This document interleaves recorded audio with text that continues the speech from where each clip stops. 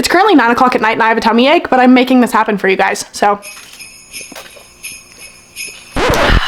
Okay, well, it's actually 9:30, but what better time of day is there to go through all 56 books that I've read so far this year? I don't think there is one. Hello everybody, welcome back. If you're new here, my name is Emily. My handle on literally everything is mfunsbooks, and I never shut up. We know this by now, mostly about books, mostly of the fantasy romance variety. I would like to say there's a little bit of everything here, but really there isn't, just a lot of chaos and a lot of yapping. So if it's your first time here, welcome. It is officially week 2 of Bookmiss, and I know that most people that have been doing Bookmiss have now been posting videos every single day for well over 7 days, but that's not me, not this bitch, okay? Because I struggle to even post a video every month. So weekly is big for me, but I'm pushing myself and we're doing it. And today is a big day. I think that the thing that I love the most as a reader and a content creator about the month of December is the fact that I get to recap literally everything that I've read. I feel like the entire year of reading builds up to this. I don't know if other bookish content creators can relate to that. And I adore the videos where people come up with funny names for tiers and then they tier rank all the books that they've read, and I've always wanted to do it but I've never done it, so today we're doing it. And I've come up with names for tiers, and then I was sitting there and I realized I'm not actually creative, so the funny names that everybody else comes up with probably not going to be as funny in this video, because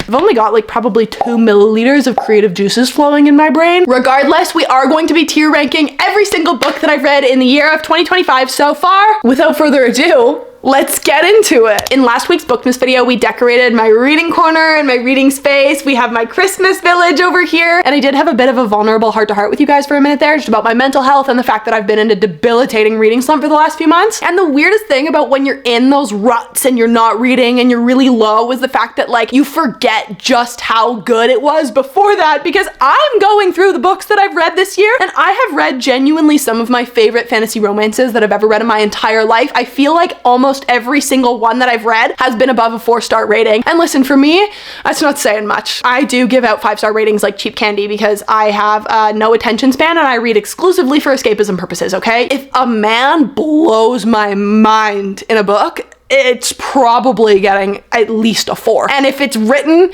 pretty good, I don't know what to tell you. I'm an easy girl to please, okay? I'm just kidding. I do have standards, I promise. I just don't like read books that I think I'm gonna rate really low. Anyway, I just had to get that out of the way before I start actually getting into the books that I've read and tier ranking them, because I can smell the comments from a mile away and people are gonna be like, oh my God, have you ever not liked a book in your life? And I'll be like, yeah, probably once.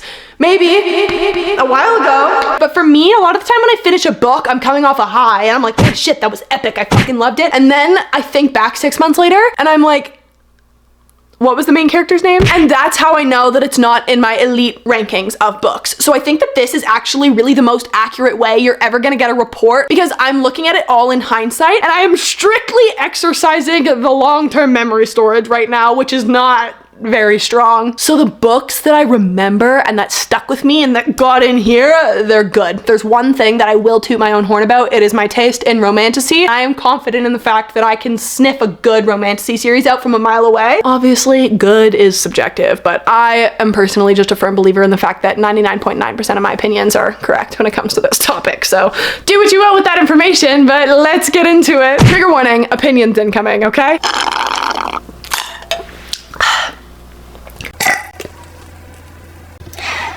Sorry, I have a tummy ache. Okay, I've got my Goodreads list pulled up, and this is just further convincing me that I need to finally just make the permanent switch to Fable, because truly, I hate this fucking app, but we still use it, because why? Well, I've been using it since I was 13, so. Speaking of long-term memory storage and forgetting what happened in a book, the bottom tier is what the ever-loving fuck even happened in this book. There's definitely a few that my brain knew it just wasn't worth retaining, and it's gone now. I truly could not even tell you what the name of the male main character is. So that's gonna be my bottom tier, because I feel like there's no books that I've read and finished that I've truly hated this year. The bottom of the bunch consists of a couple titles that I'm just like, actually, you couldn't pay me to tell you what happened in this, and that means that I clearly didn't like it as much as I thought I did when I first read it. So it goes at the bottom, okay?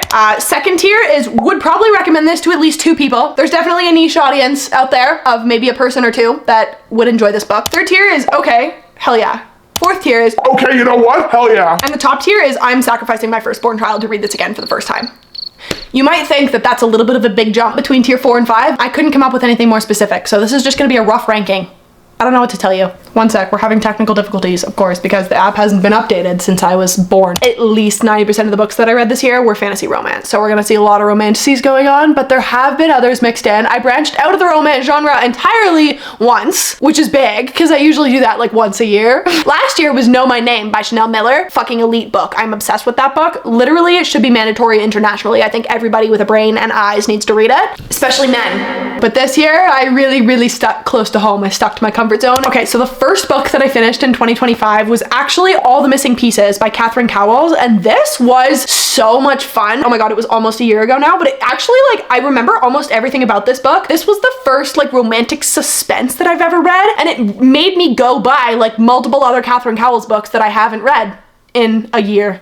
But oh my god, I forgot about that. I wanted to read them and I bought like 5 of them. Why did I do that? I'm not sure. Anyway, whatever. I think that this goes in, okay, you know what? Hell yeah. Because this was like a 4.5, 4.75 for me when I read it, just because it was such a unique concept. Like, I think it was about a girl whose sister went missing or was killed or something like that when they were in university. So she starts a true crime podcast connecting all of these unsolved mysteries across the USA. And she lives in a van. She does her podcast out of that. It's really cool. She gets to like interview local residents and stuff. And then she finds herself in the town where like this interconnected string of unsolved mysteries kind of started. She thinks that the lead she's chasing that has to do with her sister starts in this town. So when she gets there, the cop is very grumpy because that case is very close to home for him and he wants her gone. Oh my god, it's all coming back to me. Wait, I loved it. And then stuff starts happening to her and he feels overly protective. Wait, no, I loved this one. This one, yeah, this one is going in okay. You know what? Hell yeah. Because that's how I felt when I read it. Next up, we have Blood and Steel by Helen Schurer. This I rated 5 goddamn stars. Oh, but I don't think it's in my god tier. Shit, maybe I do need another tier between okay, you know what, hell yeah, and I would sacrifice my firstborn child, because I wouldn't sacrifice my firstborn child to read it again for the first time, but it's close. Blood and Steel is really everything that I like in a romantasy. It's set in this world where women aren't allowed to hold weapons or harness weapons or practice with them. It wasn't always like that, but there was a prophecy and then the men are in charge and you know how that shit goes. So Thea has been training in secret her entire life, watching the men train and trying to copy them, and then she finds herself in a position where she's able to attend this training academy, but she's the only girl. Anywho, obviously her and her mentor have a little bit of tension going on. I remember there being a lot of forced proximity. I think that we're just gonna leave this one and okay, you know what, hell yeah. I think that my romantasy girlies who love a good world and good found family and good fantasy dynamics with a really strong romance subplot would eat this series up. So if you're into that. And then I did my reread of Fourth Wing, Iron Flame, and then I read Onyx Storm, and let me just tell you, if there was a way to sacrifice my firstborn child so that I could read all of those for the first time again, I would have to do it. I would have to do it, okay? Like, I would cut off my left arm and sell it on the black market if it meant that that would give me the opportunity to read those for the first time again. That series and the dragons, reading that for the first time literally was like Divergent and How to Train Your Dragon had a spicy adult baby, and I was so obsessed with it. I still think that the first one is my favorite in the series by far. I don't know if any of them are ever gonna beat it, to be honest with you, but I don't know what people are talking about when they say they don't see where the plot's going and they don't see. To me, it's like a very well laid out concept and world and plot. I don't find anything about it confusing. I see two sides of the argument about Fourth Wing on the internet because I see people being like, it's too dumb. This is a book for dummies. You're stupid if this is the only romantasy you can read. And then there's the other people that are like, I'm confused. What's even happening? Where is she even going with this? I'm having a great time. I know what's happening. There's still a lot of unanswered questions, but I'm trusting the process. In a fantasy book, you have to trust the process. People have lost the art of trusting the process. You're obviously not supposed to know everything in book 3 in a 5-book series, especially in a series like Fourth Wing when there's so many different signets that they can have. There's so much stuff going on. I'm not gonna spoil anything, but it's like, I think that we're supposed to be a bit confused because look who the narrator is. She's confused all the time. Anyway, yeah, they're all going in the top. All 3 of those bitches are gonna stay right at the top as long as I live, okay? The scene in the first book where they break into her room and he bursts in there and kills all of them. I just, like, that's how you do it. That is how you do it, ladies and gentlemen. Okay, next. After I finished Onyx Storm, I was not okay. So, to try and remedy that problem, I read a shit ton of Mafia romances, and I finished the Brutal Birthright series by Sophie Lark, and I can confidently say that the only book in that series that I actually liked was book number 5, which was Broken Vow. That one, I would put in okay, you know what, hell yeah, because I actually think that this was a really, really good, it wasn't even a cowboy romance, but it was kind of like a cowboy mafia situation. She was like a very badass female main character. She was an attorney and she was very independent, and I really liked her. I don't remember her name, so maybe it should only be in tier 3 actually. We're gonna put it in okay, hell yeah, because at the time I really liked it, but in hindsight, I don't even remember what her name was. Oops. Bloody Heart, I don't remember what happened in that book. Not a clue. We're putting that right at the bottom. I think I rated it like 3.5 stars, which for me is low. I don't remember anything that happened. I'm so sorry, not a single thing. You know that Kiki Palmer meme where it's like, I've never seen that man in my life? That's me to this book. Savage Lover, which was number 3. I'm not sure why we're going in reverse, but it's happening. That one, again, I don't know. For that one, I remember it being like a very wholesome love story for a very psychotic person, which was odd, but the dichotomy was kind of fun. So I definitely think I would recommend it to at least 2 people. So maybe we'll put it in that tier. I would recommend it to at least 2 people. There's definitely somebody that's gonna enjoy it out there, you know? Oh my God, but number 6, I hate read this book. And this is the first book that I can say confidently that I've ever hate read. Every fucking decision that the characters made in this book, every decision that they made me want to rip my own head off and throw it off a bridge. I couldn't do it. I hated them. I wish there was a tier for below, because unfortunately I do remember what happened in this book, but I wish I didn't.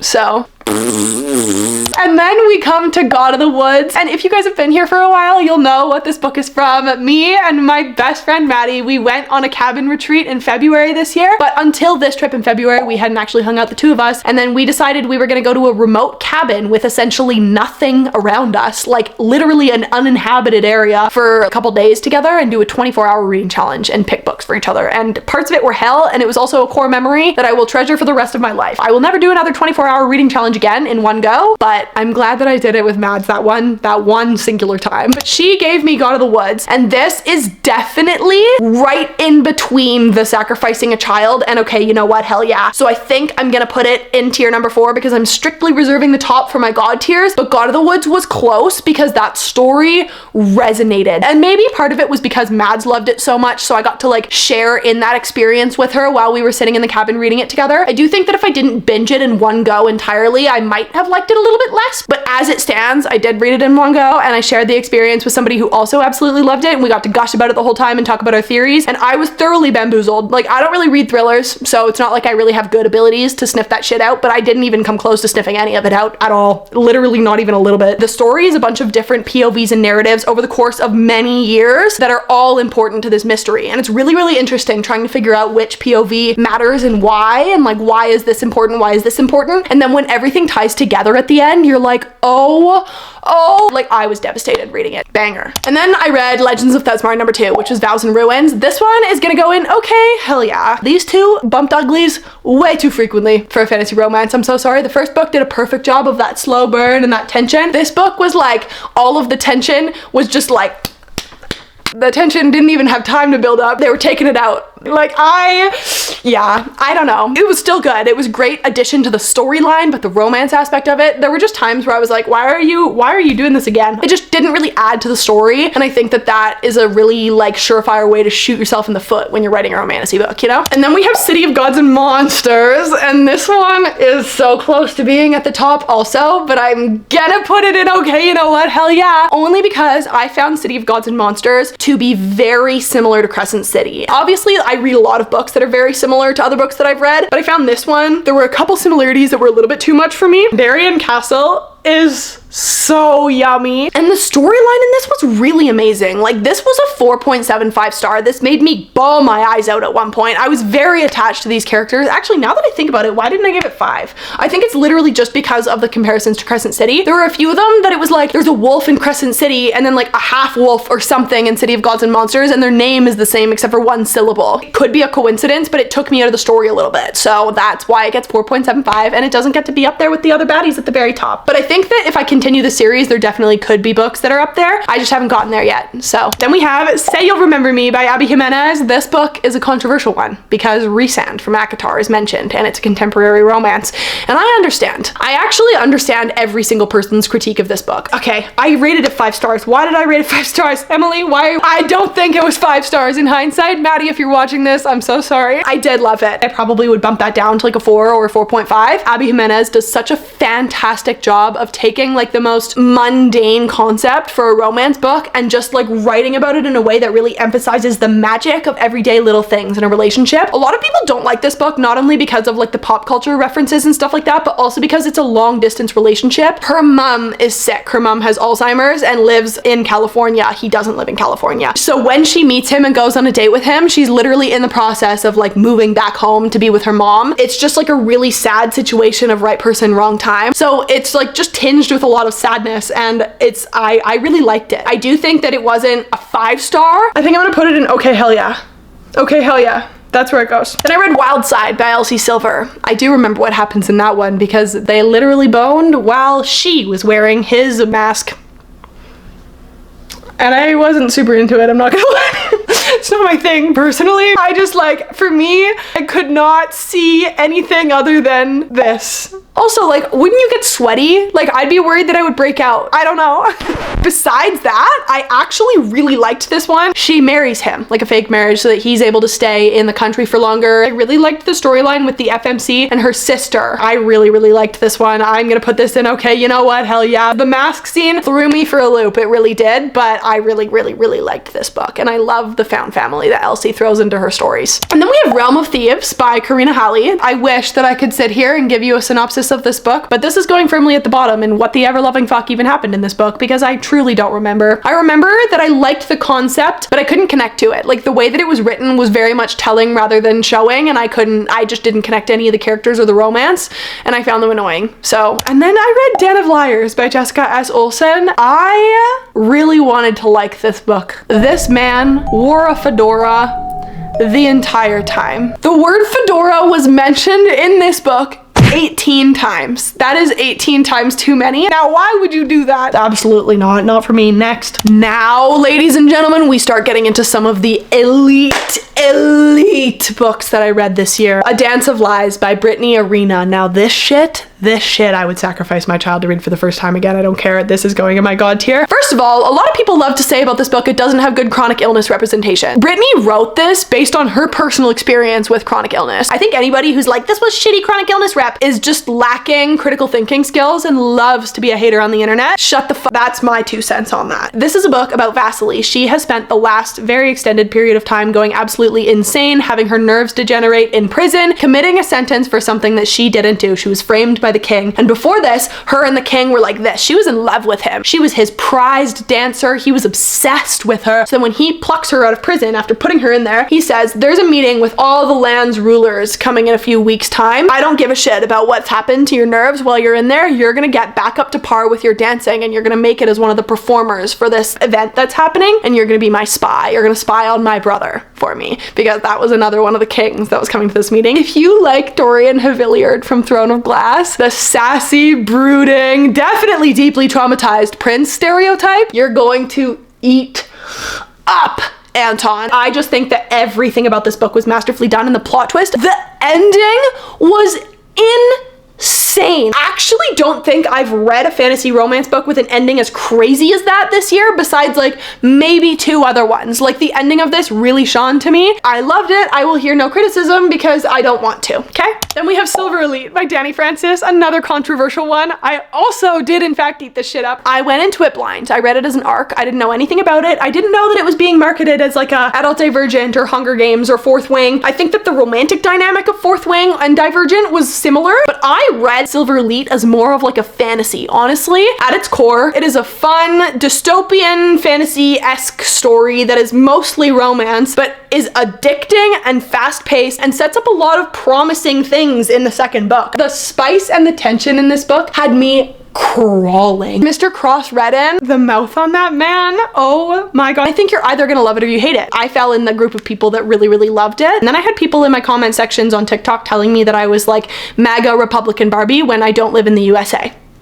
There's one critique about this book that I will actually genuinely accept, and this takes it down from being in my god tier to, okay, you know what, hell yeah. The female main character does something so stupid that you actually have to take a piece of cement and ram your head through it. I'm hearing her out. I'm gonna allow some room for character development. If it weren't for that aspect and that part of the book, it would be in my god tier, but it gets bumped down. And then I read Heavenly Bodies by Manny Ariu. This is easily one of my favorite romantasies I've read this year. Something about the zodiacs, and that's how the magic system is based, is so cool to me. Like the stars and making them gods and having your magic system be rooted in that is such a cool, unique concept. I'm reading the description. It says here that it's enemies to lovers. It's more of like an instant distaste, who the fuck are you, to lovers. She's a princess of another kingdom, but she's a fugitive of that kingdom because there's some bad shit happening over there. She had to get the fuck out. So she's kind of like in hiding. She strides right into the arms of an enemy prince, Enzo.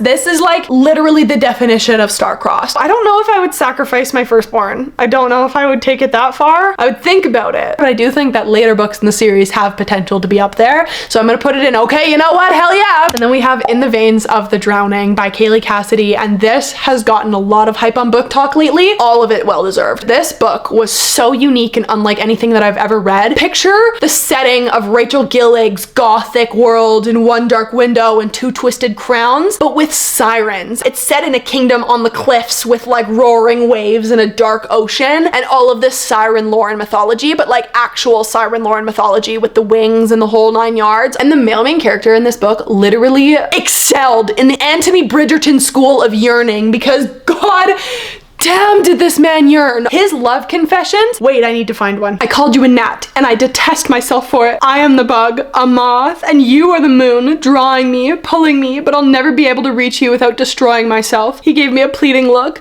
Do you understand? I am doing my very best to keep a grip on myself, to keep my distance, but everything you do seems in service of thwarting that goal.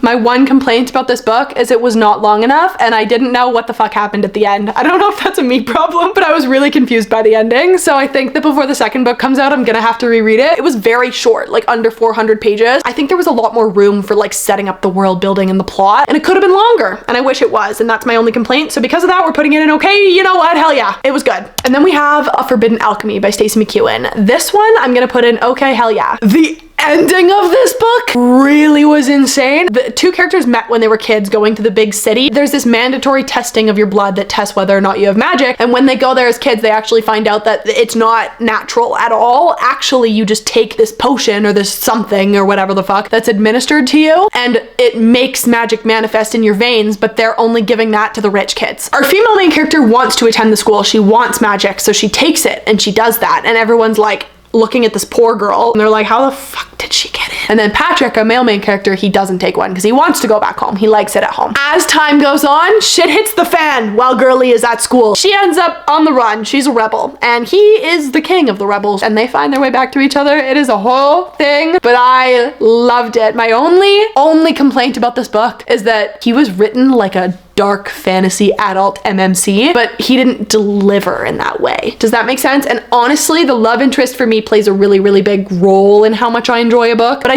did really, really like it. I think it's really, really, really worth reading, and I think that the romance could definitely pick up in the next book. Rose in Chains, on the other hand, oh my god, check your trigger warnings, but I would undoubtedly sacrifice my child to read this for the first time again. Maybe I would think about it, but I'm gonna put it up there anyway because it doesn't deserve to be in tier 4. This is all imaginary. I promise I'm not gonna be sacrificing any children, okay? When I tell you it's a slow burn, it is a slow burn. It's based on a fan fiction called The Auction, and essentially these women that belonged to like a side of the war that has now lost, they are being sold off like chattel in an auction to these men that belong to the side of the war that won, and our main character Brioni is one of them. And oh my god, Tovin, I need him biblically. It's not even funny. Any Draco Malfoy as male main character, literally, like, I can't do it. I actually am so unwell. You can't see my feet, but they're kicking. You know those types of books that have you just like salivating for a brush of the hands? Read it. Next up, we have Fate and Furies. Finally, we've reached book 3 in the Legends of Thesmar series, and this one is my second favorite compared to the first one. This one was so good. I think that they really did a good job in the third book of dialing back that spice and prioritizing the storyline again. The found family grew, the storyline grew, everything got a layer deeper. Everything about this one was fantastically done, and I'm gonna put this solidly, and okay, you know what? Hell yeah! Because that's how I felt when I was reading it. Oh no, here we go. Oh no, here we go. It's a new God tier series. Servant of Earth and Princess of Blood by Sarah Hawley. I'm sacrificing all of my children to read these for the first time again, and I don't give a shit. My future kids, watch my kids sacrifice me as some kind of cosmic karma for this video one day. Anywho, Servant of Earth by Sarah Hawley and Princess of Blood immediately going right at the top. I love to describe this as a mix of like the character dynamics and kind of like the romantic dynamics of ACOTAR meet the mindfuckery and that cool, authentic fae element of The Cruel Prince. I was skeptical going into it. I was skeptical because I was like, this is sounding very similar to a book that starts with and ends in Court of Thorns and Roses. However, then I really got into it and I really loved the female main character in this book. The female main character in this one, Kenna, she lives on the edge of the fae and the human realm. She loves to search for little trinkets in this bog that she lives on, and she sells them to make like a very meager living, and she finds this magical dagger one day that is able to speak to her somehow. But that same day that she's planning on selling this magical dagger and making a fortune, unfortunately her best friend gets chosen to be a sacrifice to the fae realms to go and be a bride for them. But Kenna is not fooled. She's like, oh, you're sending my best friend off in a white see-through dress in the middle of the night to cross a deadly bog into the fae realms, and you think all is going to be well and she's going to be spoiled in riches? I think the fuck not. I'm going with her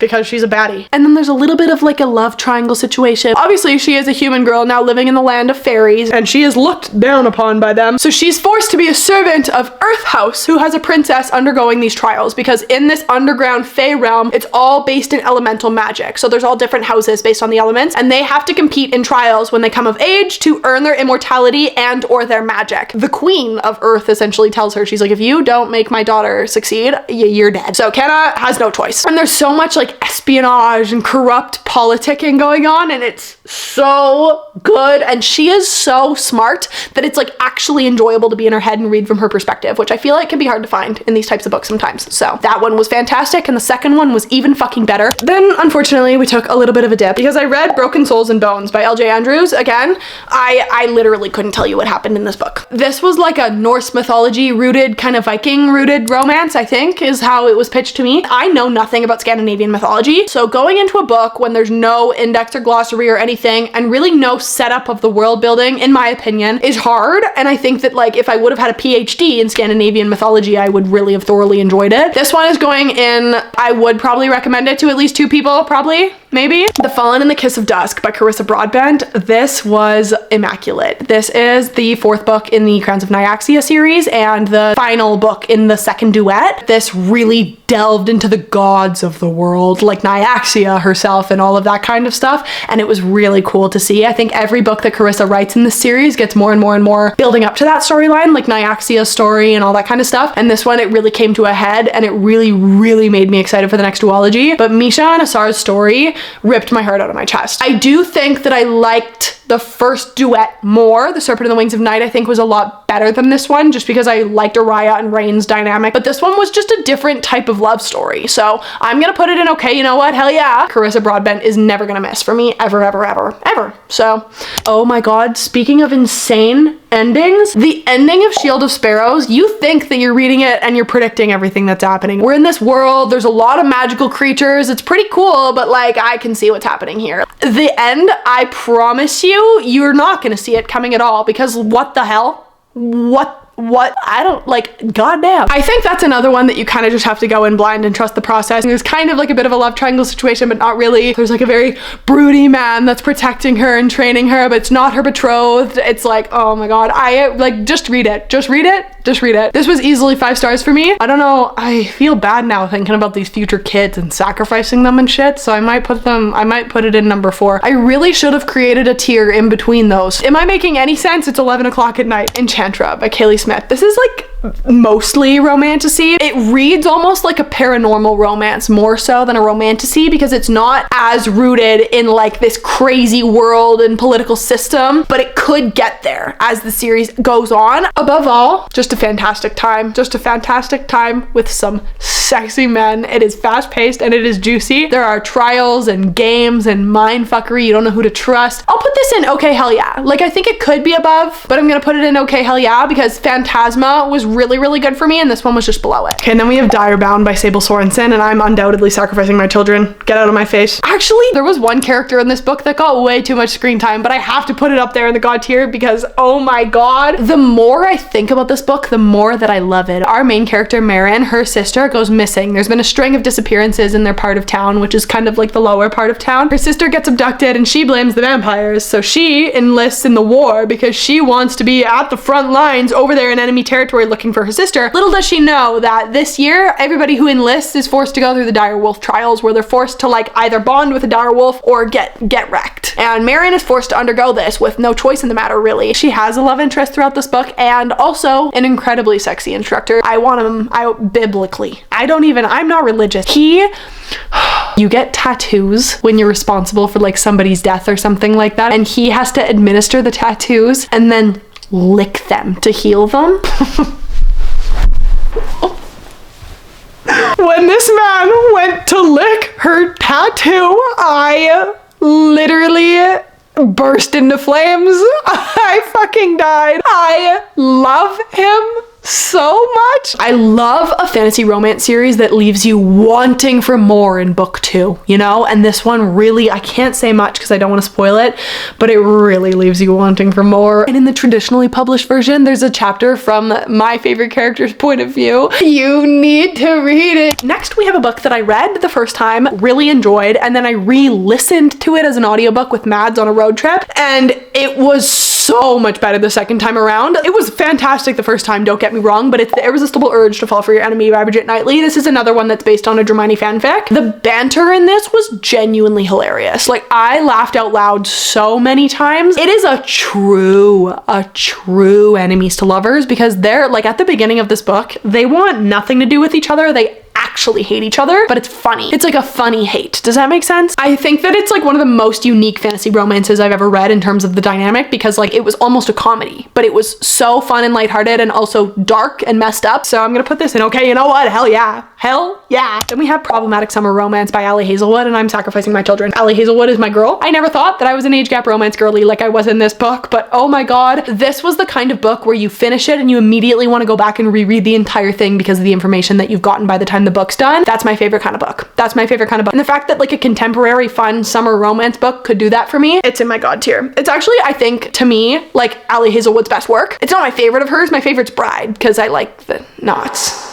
Should I keep this in the video? Maybe I'll edit that out. Oh my god, and speaking of god tier, we have The Night and the Moth by Rachel Gillig. Oh my god. This book, I loved One Dark Window. I loved Two Twisted Crowns. This blew them both out of the water. I think that this one was a lot more romance heavy than the last books in a way that I really enjoyed. The banter, perfect. The gargoyle and that whole storyline and the ending and the whole I would sacrifice my children for this one too. I don't deserve kids at this point. Then I read Legendborn and Bloodmarked by Tracy Dion. Both of these are going in okay, you know what, hell yeah. I think when I was first reading them, second one especially, Bloodmarked, would definitely go in my god tier. I will say my only complaint about this series, it has so many insane elements and I am so obsessed with Bree, our female main character. I love her, but the love triangle aspect of it all, I get pissed off with love triangles. If it's dragged out for too long, that is like one of my most automatic recipes for a DNF is a love triangle that's beaten to death. And this one is one of those. I think that now we're at the point where it's like the end of the second book and it's still very much unsolved,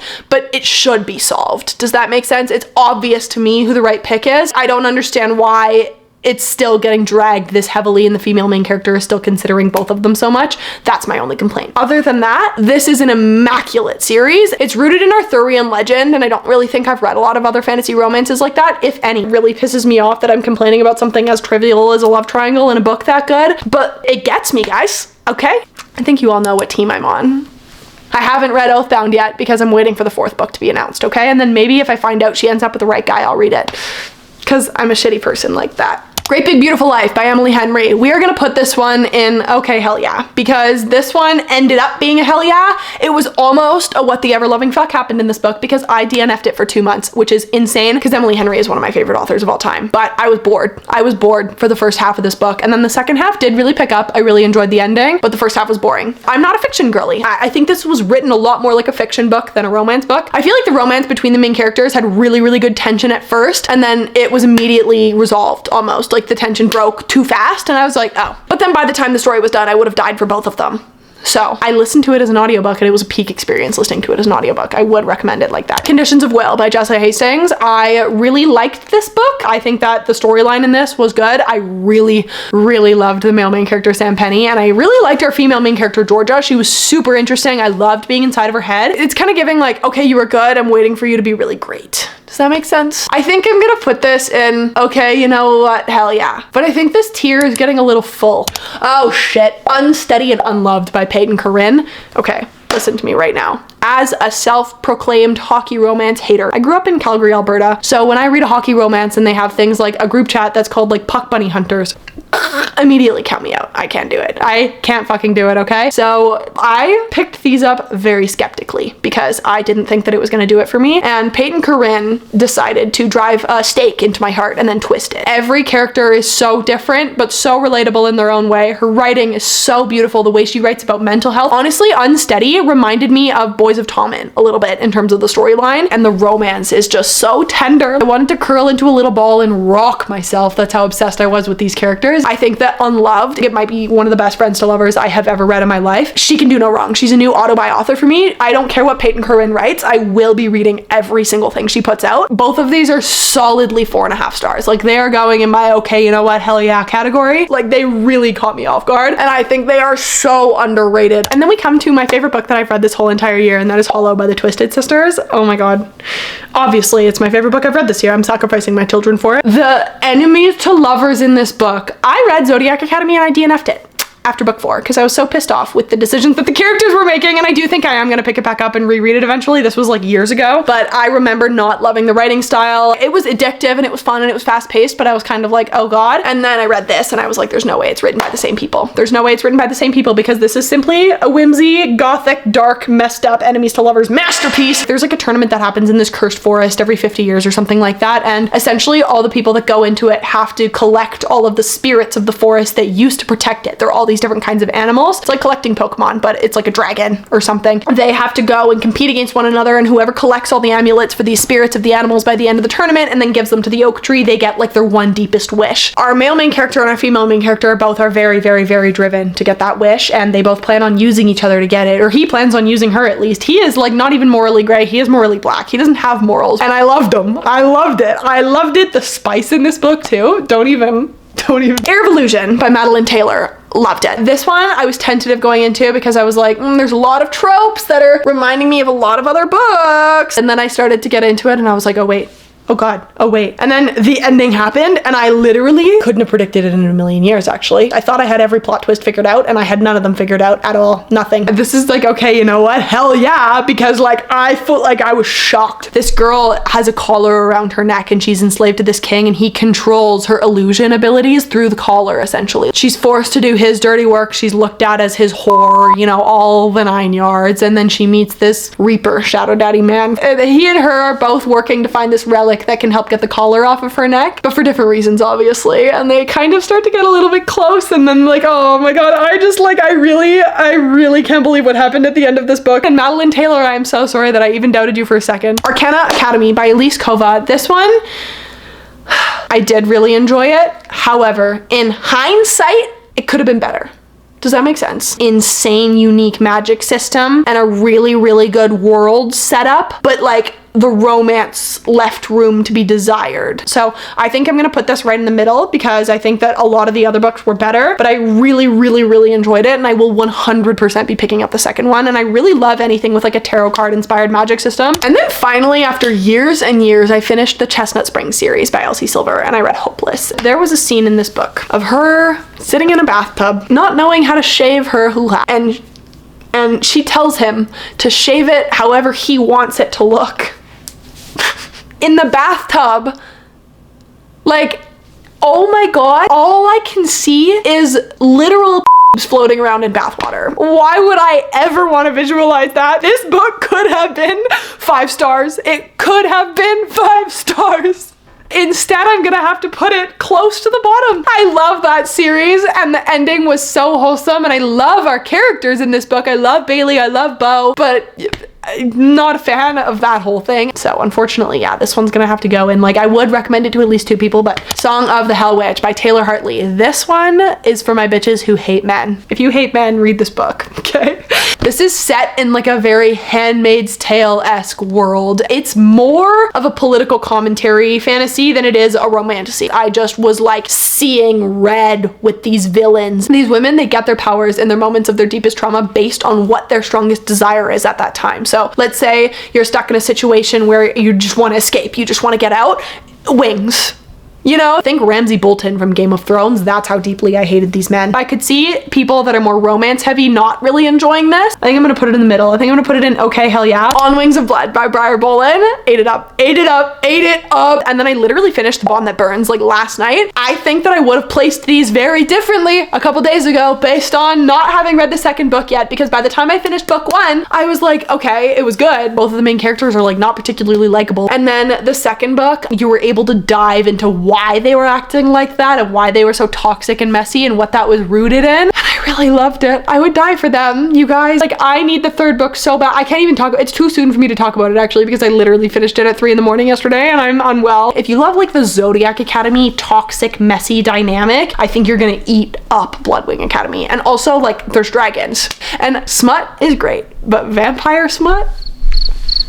Blake Dracharrow and Cage Tanaka, don't even get me started. I don't want him to be with Medra. I want him for me. I'm gonna put them in Okay, You Know What? Hell yeah. They're addicting. There's definitely crack in those books. I love the messy, toxic evolution of this relationship. I think it's really like refreshing and aggravating and addicting, and I was obsessed. So, and then we rounded up the Rose Hill series by Elsie Silver with Wild Card. Again, with the age gap romances. I don't know what it is, you guys. This one's definitely my second favorite in the series. Actually, can I take Wild Side out of that tier and put it in the third one? I'm gonna do that because Wild Card deserves to be up. And Okay, You Know What? Hell yeah. Bash was just a grumpy firefighting.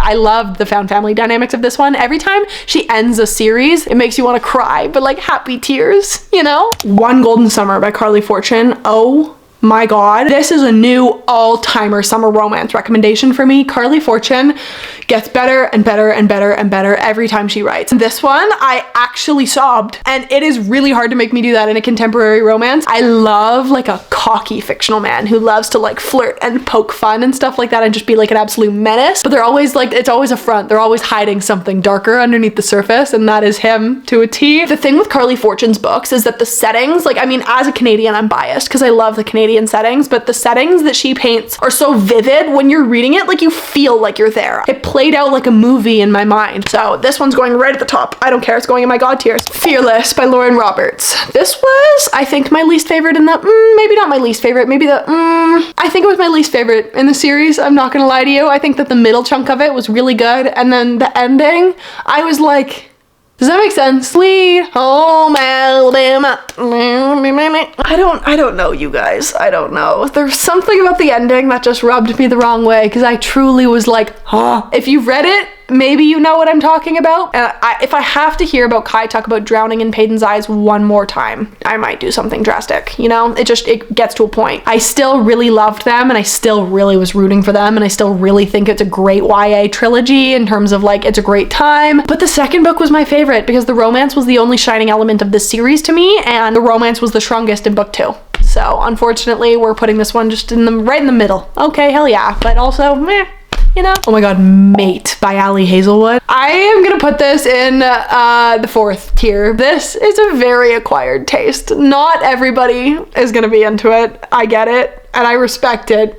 I am. And the banter, oh my god. Ali Hazelwood is just so fucking funny. And her men, oh, I hope that she never diverts from this type of male main character that is just so immediately catastrophically down bad from the very first page. I hope she never stops writing like this because I will never stop eating it the fuck up like it's my day job. I do think Bride was better because I liked Misery and Lowe's dynamic and the progression of their relationship a little bit more. Like, I think it was more rooted in a plot, whereas this one was like literally about her being in heat. But I was also in heat reading it. If It Makes You Happy by Julie Olivia. Adorable fall romance. This was so Gilmore Girls-esque. It was like Gilmore Girls, but reverse Luke and Lorelai almost, you know? Like reverse Who's Grumpy and Who's Sunshine. I think that they did a fantastic job of like making it also touch on serious topics without disrupting that overall happy, joyous feeling of a rom-com. We're gonna put it in the 4th tier also. This tier is so full compared to the other ones. It is so full. I should have divvied it up into 2 and we're gonna learn from our mistakes for next time, okay? Oh my god, Nightshade by Autumn Woods, right at the top. Alex Corbo Green, the man that you...